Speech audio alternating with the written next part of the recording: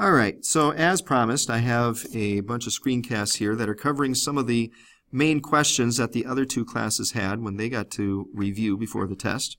So I'm hoping that this will cover some of the same questions that you might have. So one of the biggest questions we had was from this section, from 10 through 13, and how do you match the equation to the graph? So let's go ahead and talk about these and how we get these answers. Now, the first thing that's really easy to recognize with these graphs is how they're affected vertically. So in number 10, when I look at that one and I see that it's moving down 3 units, I could focus on just C and F. By the way, letter D and F that was a mistake. They're both the same graph, so you can just scribble out and not worry about letter D there, because D and F are the same. But anyhow, so C and F are the only two graphs then that are moved down 3 units. Because how do we know that? Well, there's a couple ways we can see that. One, the horizontal line that the graph fluctuates around has been moved down 3 units. The highest point, every point in the graph has been moved down 3 units. All right, so now that we established that, let's figure out now how we do the rest of it. So the fact that this is x plus 3 pi over 4 tells me that what's actually happening is it's moving to the left 3 pi over 4 radians. Now I know on your guys' sheets it's not very clear. Don't worry, on the test it's very clear.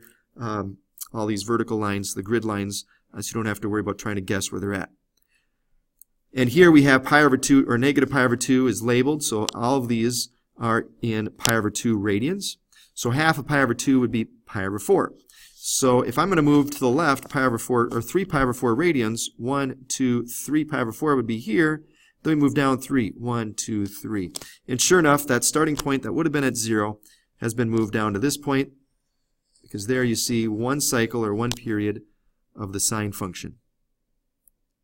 Let's look at number 11. So in number 11, that one, we're going to move down, we're going to move up 2 units. So that tells me it's got to be either A, B, or E.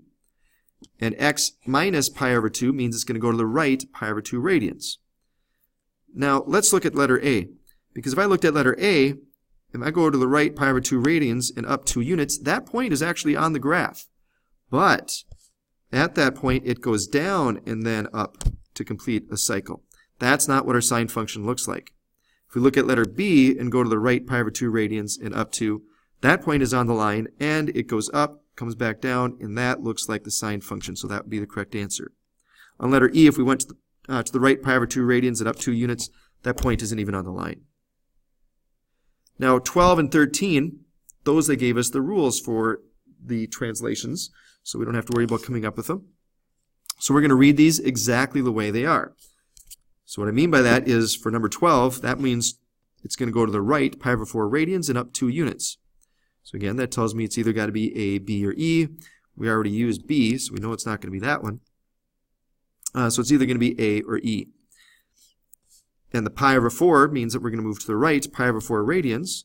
So if I look at letter E, go to the right pi over 4 and up 2, sure enough, that's where we see the sine function moved.